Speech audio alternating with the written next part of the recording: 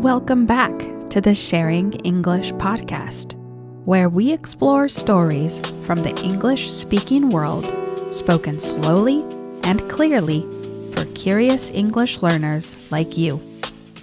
Let's get started.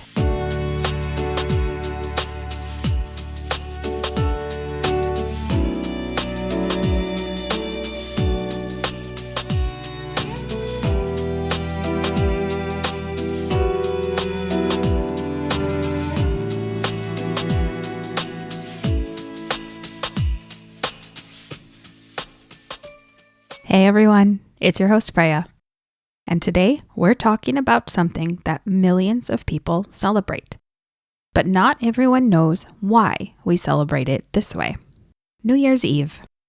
Almost every culture marks the beginning of a new year, but the specific things we do in the United States, counting down to midnight, watching the Times Square ball drop, making resolutions, drinking champagne, and lighting fireworks, actually come from a mix of ancient history, world cultures, and modern inventions.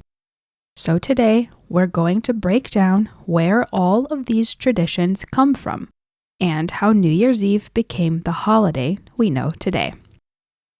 Let's start with something simple. Why is the New Year on January 1st? You might be surprised to know it wasn't always that way. In ancient Rome, the New Year originally began on March 1st. But in 45 BCE, Julius Caesar reformed the calendar and created what we now call the Julian calendar. He chose January 1st as the start of the new year because it honored Janus, the Roman god of beginnings, endings, and transitions. Janus is usually shown with two faces, one looking forward and one looking back, which makes him the perfect symbol for the start of a new year.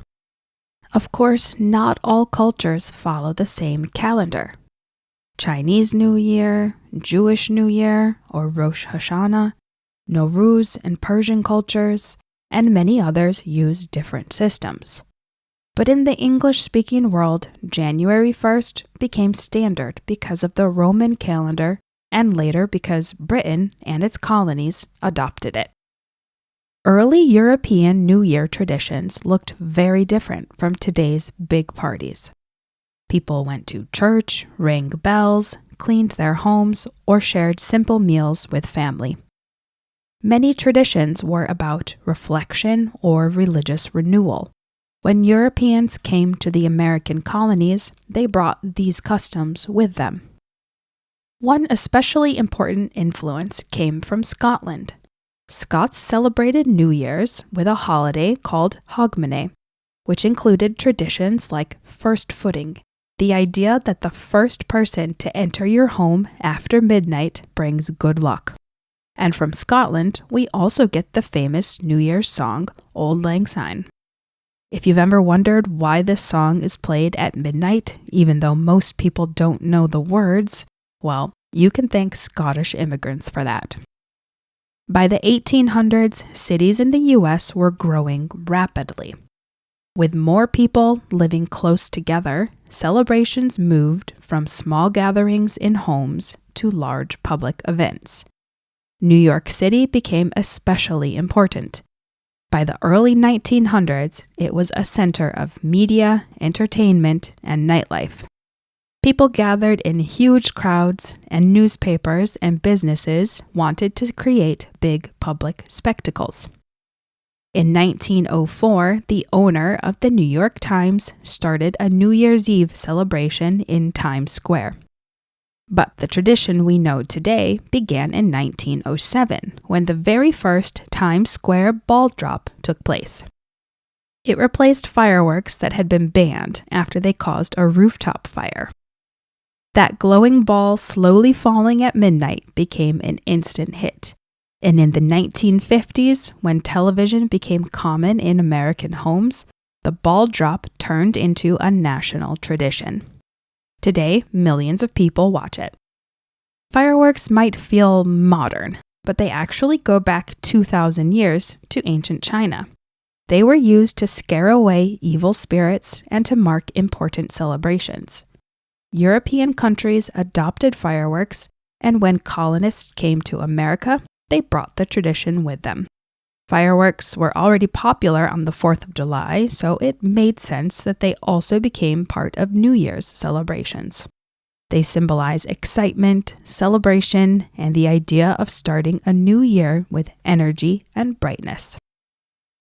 You might think resolutions, like promising to exercise more or eat healthier, are a modern invention, but the idea is ancient. Babylonians made promises to their gods at the start of the year. Romans also made vows of good behavior for the year ahead. Later, Christian traditions emphasized reflection and choosing to turn over a new leaf. Today, resolutions are more personal.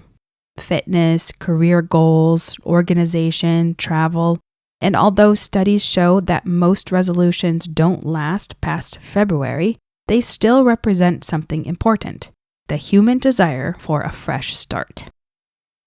After the celebrations, New Year's Day has its own traditions. In the southern United States, black-eyed peas and collard greens are eaten for good luck and prosperity. Pork is also common because pigs symbolize forward motion. Champagne became popular because European royalty used it for special occasions, and over time, it spread into American holiday culture.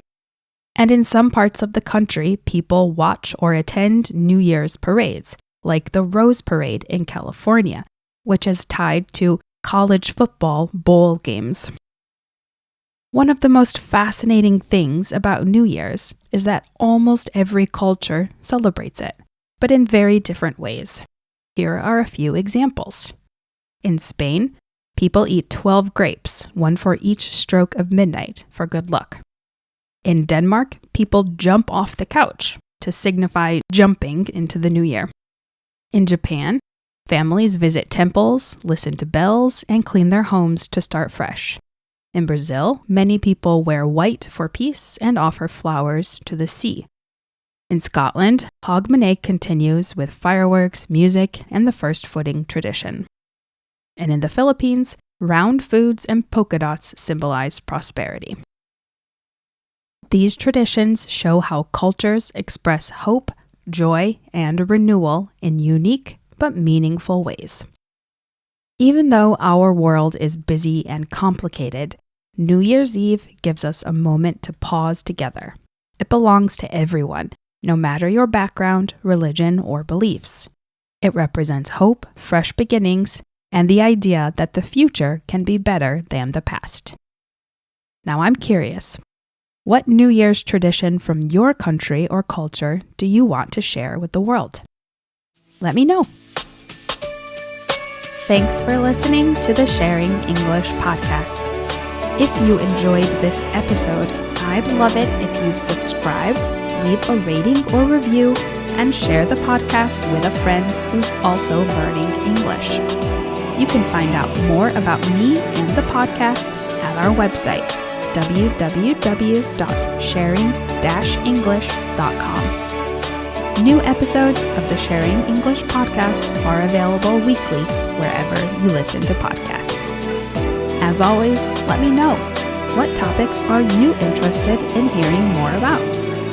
Until next time, keep listening, keep learning, and keep sharing English.